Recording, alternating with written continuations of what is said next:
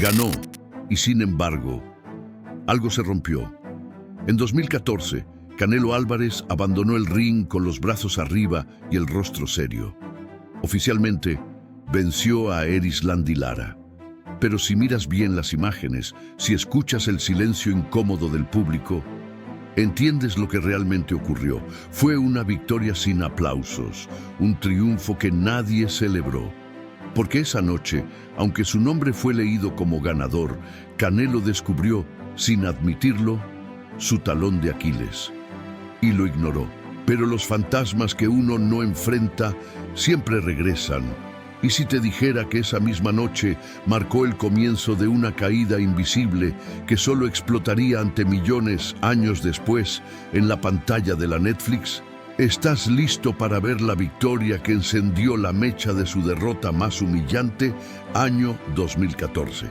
Canelo Álvarez ya no era una promesa, era una fuerza en ascenso, el niño dorado del boxeo mexicano, forjado a base de disciplina, victorias contundentes y una mandíbula que parecía de acero. Pero esa noche algo cambió. Del otro lado del ring estaba Erislandy Lara, un cubano que no hablaba mucho, no sonreía frente a las cámaras y que, honestamente, no parecía venir a ganar fans. Venía a romper esquemas. Desde el primer segundo, el ambiente se volvió extraño.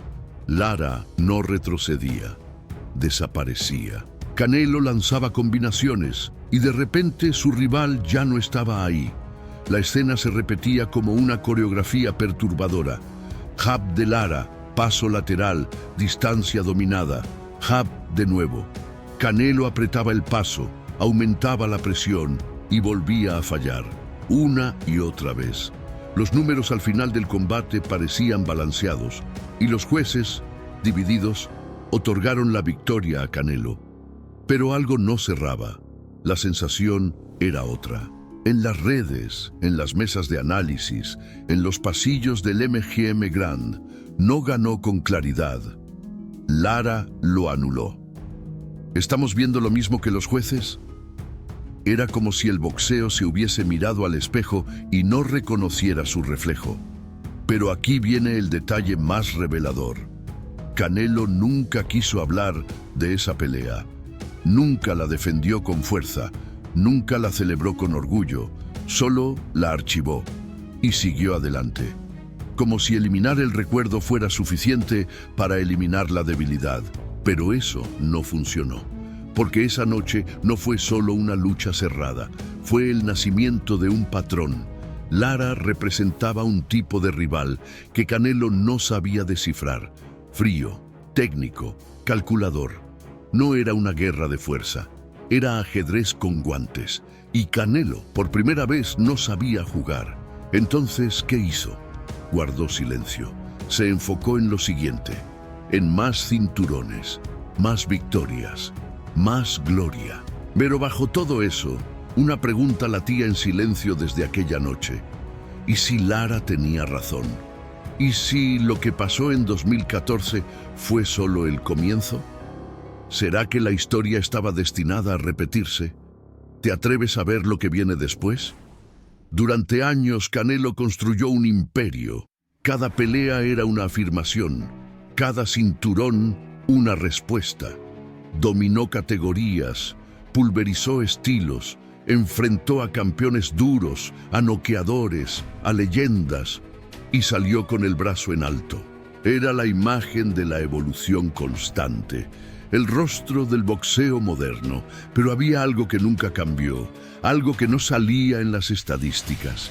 Cada vez que el rival era escurridizo, técnico, impredecible, Canelo parecía verse a sí mismo en 2014, y eso lo descolocaba. Su lenguaje corporal cambiaba, su respiración se agitaba, los golpes al aire se multiplicaban, y aunque ganaba, algo en su expresión al final de esos combates decía otra cosa. No estoy cómodo, no estoy en control. Pero como ganaba, el mundo callaba. El show debía continuar, hasta que ya no. En 2025, el escenario fue otro. Una noche histórica. La primera superpelea transmitida por Netflix, con millones de espectadores en tiempo real. Luces cinematográficas, narrativa global, cámaras en 8K. Todo estaba listo para una nueva victoria de Canelo. Excepto un detalle. El rival no era cualquiera. Era Terence Crawford, invicto, frío, táctico. Puro hielo en la mirada y fuego en los puños. Y aunque nadie lo dijo en voz alta, el déjà vu era inevitable. Este tipo, este estilo, se parece a Lara. Y aquí, la historia ya no tuvo espacio para la ambigüedad. Desde el primer round, Crawford impuso su lógica. Movimientos cortos, inteligencia espacial, lectura precisa. Canelo perseguía, pero ahora era él quien caía en la trampa. Cada intento se convertía en frustración, cada golpe fallado, en una nueva grieta. Los comentaristas intentaban mantener la narrativa, pero el público ya lo veía claro.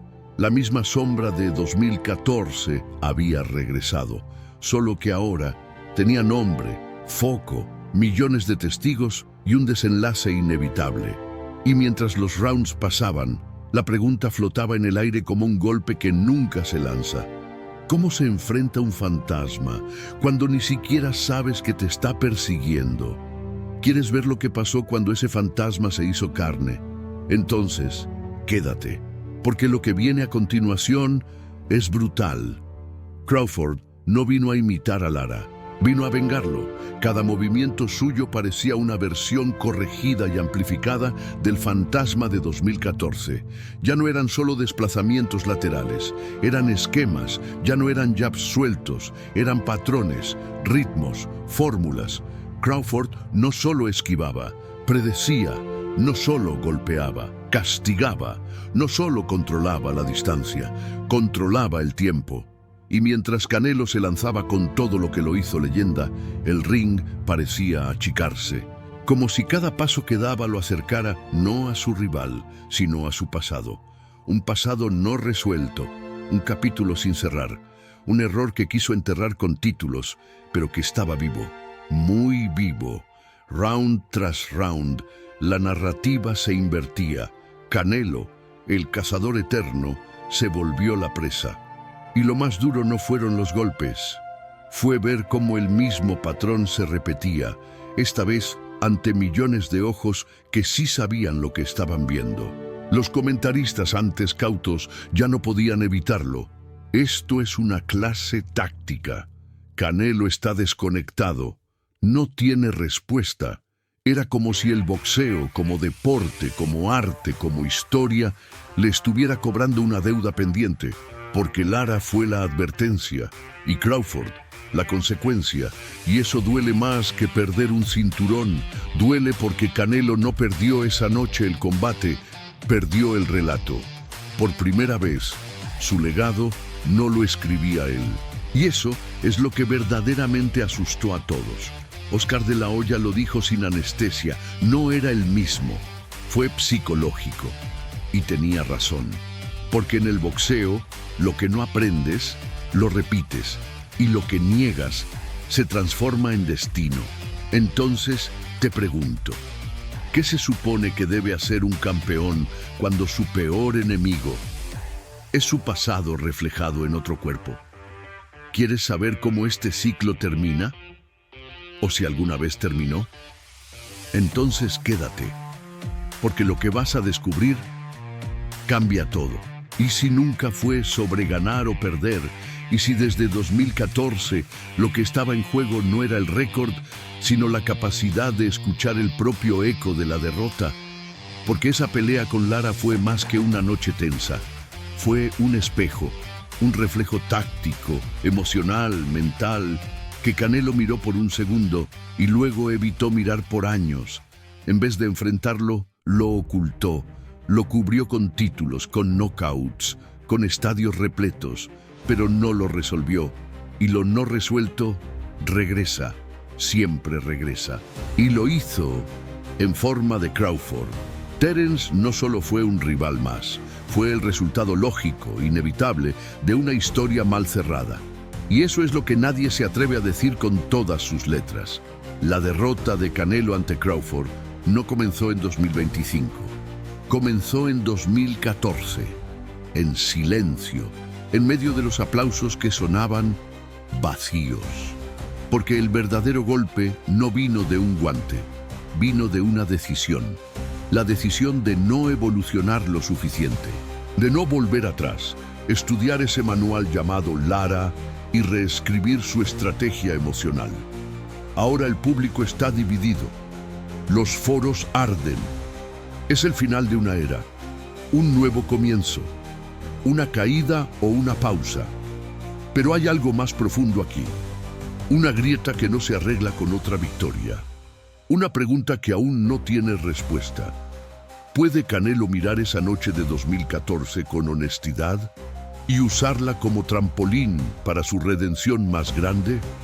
Porque los títulos van y vienen, pero la narrativa, esa Canelo la perdió. Y aquí está tu recompensa emocional por ter chegado até aqui. O que virá a seguir pode não ser a continuação de uma carreira, mas o renascimento de uma lenda. ¿Estás listo para ver cómo ese ciclo finalmente se cierra o se rompe para siempre? Entonces no te vayas, porque lo que viene ahora es lo que define para siempre a un campeón. Y ahora que viste todo, te pregunto con el corazón en la mano, ¿será esta la herida que finalmente hará de Canelo una leyenda más grande que sus títulos? ¿O estamos viendo en tiempo real la caída de alguien que simplemente ignoró su mayor lección? Porque sí ganó, pero esa victoria ¿fue realmente suya? ¿O fue solo una pausa antes del colapso? Los verdaderos campeones no se miden por los trofeos, se miden por su capacidad de mirar atrás y volver mejores. Entonces dime, ¿qué harías tú si tu fantasma regresara más fuerte y frente a millones? ¿Lo enfrentarías o seguirías fingiendo que no existe? Escribe tu opinión en los comentarios. Comparte este video con alguien que todavía cree que el pasado no importa. Suscríbete, activa la campana, porque lo que viene puede cambiar todo lo que creíamos saber sobre Canelo Álvarez. Esto no es el final, es solo el comienzo del capítulo más humano de su historia. ¿Estás listo para verlo? Y antes de cerrar este episodio, quiero agradecer especialmente a José Arturo Guzmán Horta, quien comentó algo que muchos piensan pero pocos dicen. El CMB siempre ha sido el protector de Canelo Álvarez. Si pelea con Beterbiev, va a perder y se va a ver con Cristian Millones. José, gracias por sumar a esta conversación con una mirada crítica. Comentarios como el tuyo elevan el nivel del debate y nos ayudan a entender que, más allá del ring, hay una historia de poder, narrativa y decisiones invisibles que también forman parte del boxeo. ¿Y tú? ¿Crees que el legado de Canelo aún puede transformarse? Déjanos tu opinión y únete a esta comunidad que no solo ve boxeo, lo descifra. Nos vemos en el próximo capítulo.